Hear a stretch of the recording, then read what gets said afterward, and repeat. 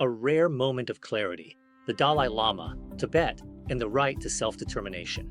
On January 15th, 2026, Voice of Tibet reported a rare and significant moment of political clarity. While meeting devotees at Drepung Monastery in southern India, His Holiness the 14th Dalai Lama stated that Tibet will surely usher in happiness and that he hopes to return to Tibet one day. More importantly, he emphasized that Tibetans are not pursuing independence, but rather the right to genuine national self-determination. He also noted that the People's Republic of China has no reason to ignore this issue, especially given Beijing's prior willingness to engage in dialogue. This is the first time the Dalai Lama has publicly reiterated this position since the publication of his 2025 autobiography, Voice for the Voiceless. In that book, he wrote very clearly, "I have always stated that, in the end, it is the Tibetan people who should decide their own fate, not the Dalai Lama, or, for that matter, the Beijing leadership." This statement is crucial.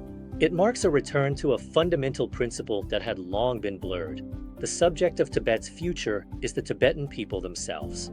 From this perspective, history should be understood not as a closed chapter, but as a cycle moving toward restoration. And that restoration may not be far off.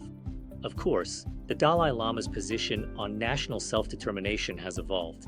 After his exile in 1959, his early stance, particularly during the 1960s, was clear. He sought the restoration of Tibet's independence and freedom as they existed before the PRC's invasion in the 1950s. In 1961, the United Nations General Assembly adopted a resolution calling for an end to the deprivation of the Tibetan people's fundamental human rights, explicitly including the right to national self-determination. However, the political environment changed in the 1970s. During this period, the Dalai Lama began exploring a compromise solution, later known as the Middle Way approach. Many exiled Tibetans trace this shift to 1979, when Deng Xiaoping, then the chairman of the CPPCC, was reported to have said, "Everything is negotiable except independence." Although the PRC later denied this statement, the timing is revealing. It coincided with the normalization of U.S.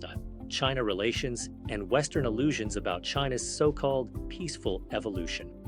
In 1988, the Middle Way was formally articulated in the Strasbourg Proposal delivered to the European Parliament. The Dalai Lama proposed a genuinely autonomous, democratic Tibetan entity encompassing the three traditional provinces of Tibet, with the PRC retaining responsibility for foreign affairs and defense. This was not a call for independence, but for meaningful autonomy. The PRC rejected the proposal outright. At the same time, dissent also emerged within the Tibetan exile community. More troublingly, during the tenure of Prime Minister Samdhong Rinpoche from 2002 to 2011, the Middle Way was further distorted.